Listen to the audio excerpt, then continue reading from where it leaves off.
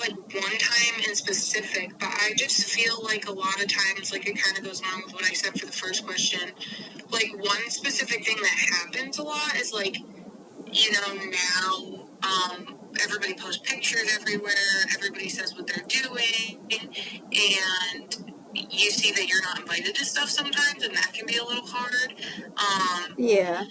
So I feel like that's like one of the negative impacts about it. But then a positive is also you do get to see a lot of things that you might not be able to see and talk to a lot of people you might not be able to if we didn't have social media and use it the way that we do. So, Yeah.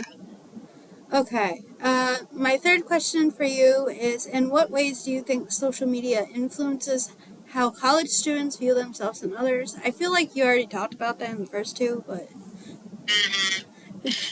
Yeah, I just feel like same thing, like, sometimes you might feel kind of left out, but it's also a good way to spread the word of, like, what might be going on a college campus. Yeah. And stuff like that, so... Yeah, especially if you are, like, long-distance friends or something, and, like, you haven't seen them in a while, you're able to check up on them, so... Yeah. Okay. Fourth question is, how do you think social media affects mental health among college students, and what signs have you noticed in yourself or your peers? I mean, I feel like overall it might be a little negative, just because, like I said before, like, there's just so much to see, and sadly, there is a lot of negativity online, and, like, comparing yourself to others and stuff like that can be hard, but yeah, I feel like, it's both, like, obviously I love social media and I love to scroll on TikTok and Facebook and see all the stuff that's going on, but at the same time, like, there is sometimes where I just feel like I need a break of it because it can be too much and just too much. So yeah. Yeah. And the final question that I'm going to ask you is, what role do you think social media should play in a healthy college lifestyle, and what changes, if any, would you like to see? I just feel like healthy roles, it could,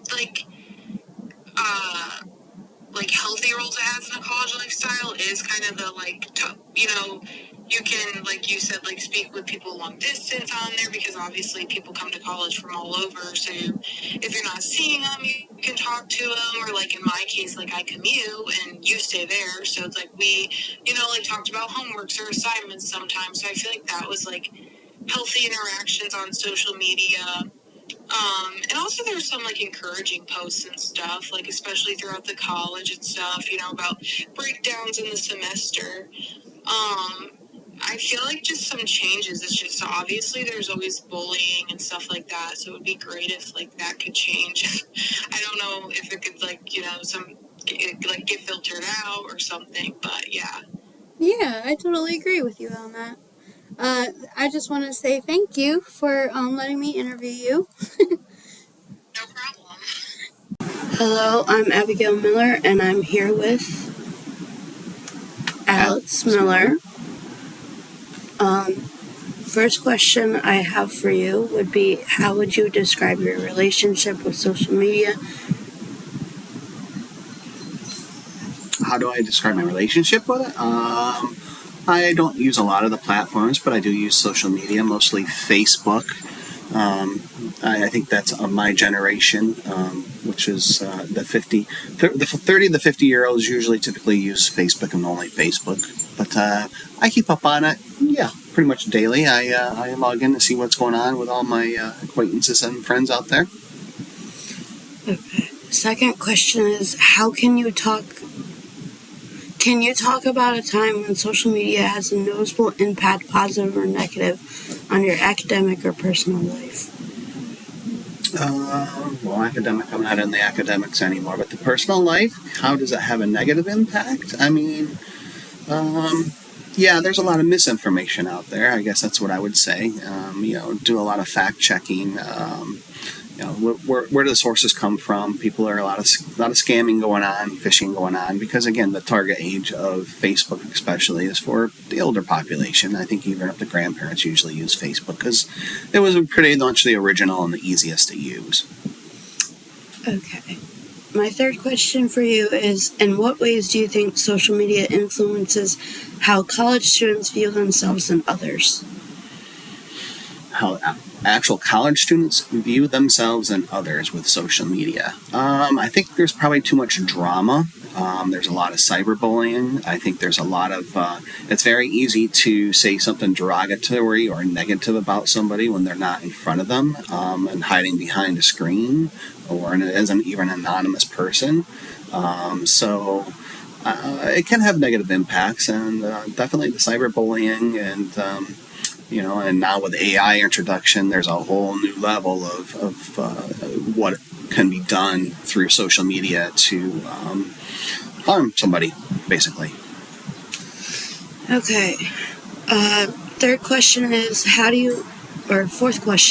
you think social media affects mental health among college students, and what signs have you noticed in yourself or your peers? But I don't really think that. Okay.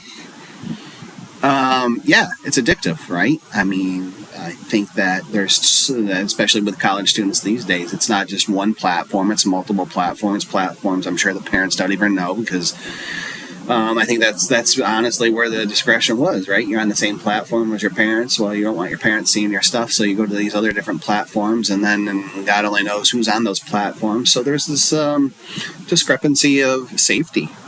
And can it be harmful? And yeah. Okay, and the fifth and final question is, what role do you think social media should play in a healthy college lifestyle, and what changes, if any, would you like to see? Well, yeah, like I say, it can be absolutely social media. Anything social is socialization and discussion with one another. Is that beneficial in college? Absolutely, because talking to peers and cohorts in your classes and even with faculty over social media, you have that instant response. You have instant gratifications of, question, answer kind of situations where it can be used as a tool. And it's excellent as a tool for learning and learning environments because you get real access to people and a very simplistic approach. Okay. Thank you for allowing me to interview you and for your time. Thank you. What was unique about all the interviews is that they all had many different opinions about how social media can be bad for you but also be positive. In closing, this shows how many people's views and opinions can influence how we think about social media in general.